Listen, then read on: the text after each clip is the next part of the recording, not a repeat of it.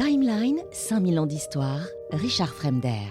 Mais du strict point de vue factuel, il faut bien constater que son seul résultat immédiat a été de provoquer la colère d'Édouard Ier et en réalité la ruine de Jean Balliol. Parce que, encore une fois, c'est ce que je viens de vous dire, en s'alliant avec l'ennemi de son suzerain, Jean Balliol viole indiscutablement le droit féodal. C'est un cas de forfaiture qui entraîne confiscation et destitution. Aussitôt, Édouard convoque le vassal rebelle devant sa cour.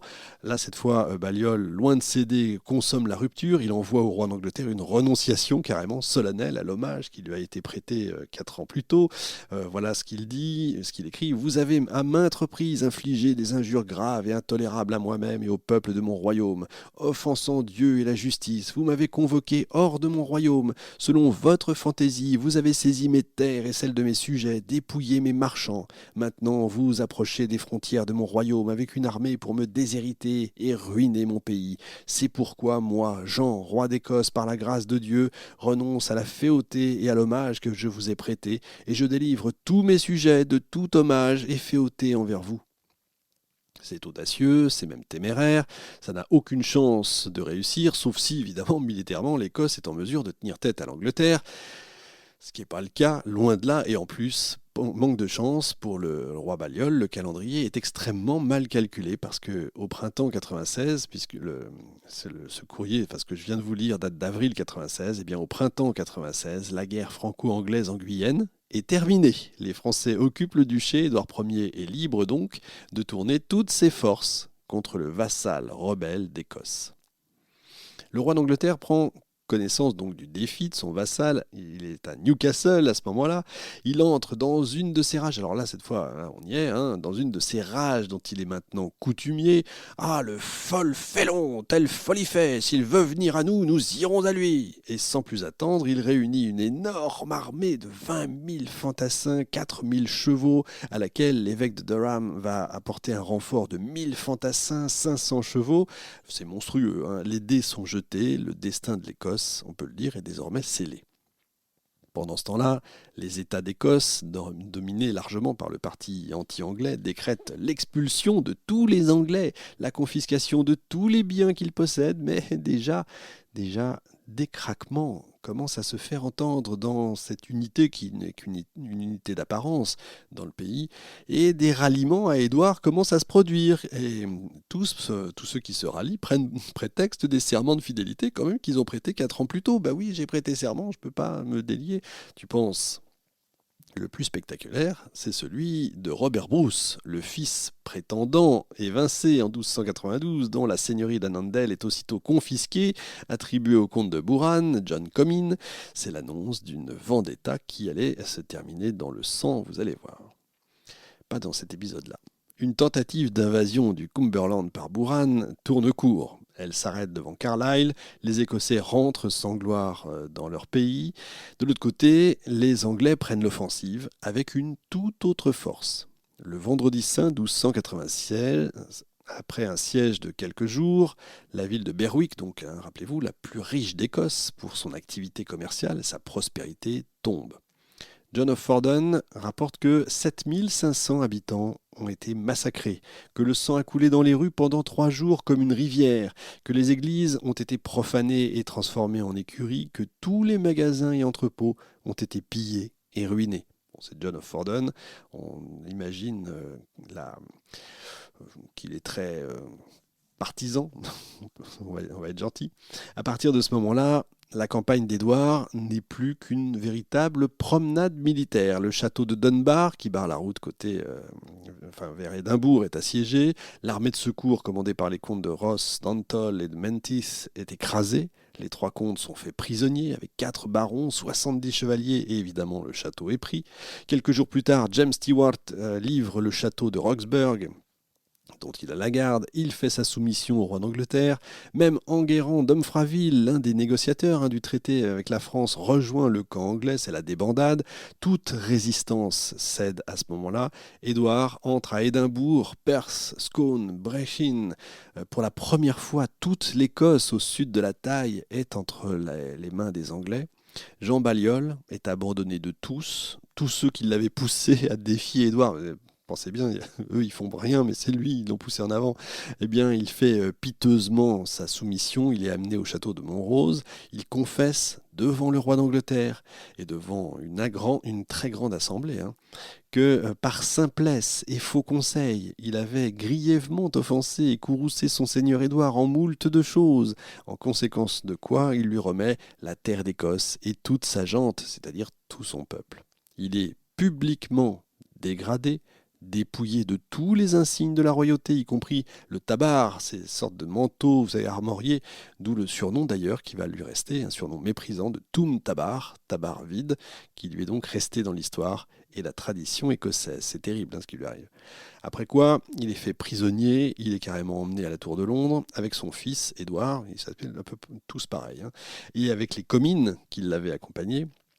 C'est comme ça que s'achève le règne du roi Jean, qui est l'unique roi de ce nom dans l'histoire de l'Écosse, parce qu'évidemment, personne n'a envie de reprendre la suite. Les Écossais, encore aujourd'hui, sont très, mais très sévères dans ce que j'ai pu lire sur ce roi. Ils lui reprochent d'avoir, dès le départ, humilié le pays en prêtant serment de fidélité au roi d'Angleterre, ce qui est une honte, enfin, etc. Quand on lit tous ces livres, c'est assez étonnant. Alors au pire, le grief est injuste, il est plutôt injustifié, parce qu'en 1292, tous les autres compétiteurs étaient prêts à faire la même chose, même Robert Bruce père, le premier, aurait fait la même chose, donc il ne faut pas exagérer non plus, il ne faut pas oublier le contexte. L'erreur initiale, à mon sens, est d'avoir fait appel à Édouard Ier comme arbitre, et encore une fois, c'est pas Balliol qui porte la responsabilité de ça. En revanche, les Anglais, non sans raison, le stigmatisent pour sa traîtrise. L'Alliance française était sans aucun doute en droit féodal une félonie à partir du moment où on admettait la validité du serment qui a été prêté 3 ans plus tôt. Les empiètements d'Édouard sur la justice écossaise et sur les prérogatives royales de Balliol découlent donc intrinsèquement de la notion de suzeraineté à laquelle Balliol lui-même et tous les nobles de son pays ont souscrit.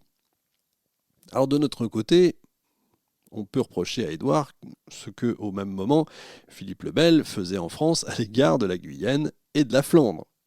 En revanche, il est clair que Balliol, Jean de Balliol, a fait preuve d'un caractère vacillant quand même. Il a manqué une poigne, et d'un manque patent de fermeté. Il aurait fallu, sur le trône écossais, à cette époque difficile, c'est vrai, un homme de poids, à la main ferme.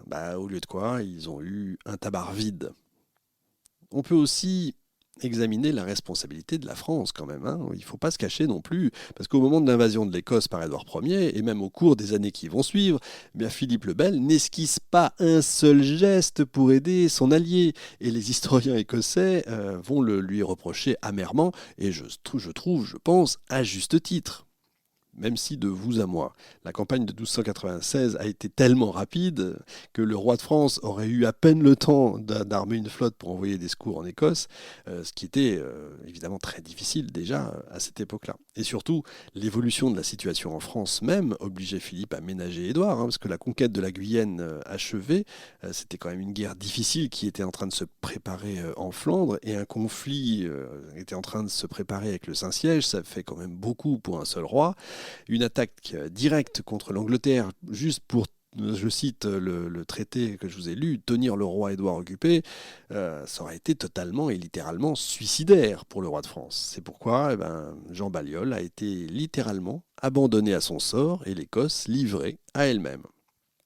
La première alliance française se révèle en définitive plutôt catastrophique, on va le dire, pour les Écossais. Jean Balliol éliminé, toute la noblesse écossaise soumise, Édouard Ier n'entend pas cette fois prolonger ce qui était à ses yeux la fiction d'un royaume d'Écosse indépendant, et lors d'une réunion publique, Robert Bruce père se lève et demande au roi de lui attribuer la couronne. Devant toute l'assemblée, Édouard réplique avec le cynisme et la violence dont il est coutumier « N'ai-je rien d'autre à faire que de vous gagner des royaumes ?» La honte. Tout ce qui rappelait la souveraineté de l'Écosse a été à ce moment-là radié.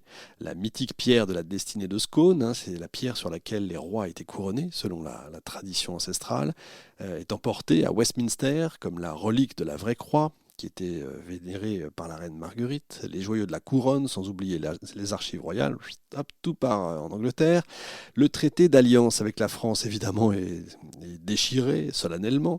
Tous ces signataires doivent individuellement désavouer et renouveler leur serment de fidélité au roi d'Angleterre.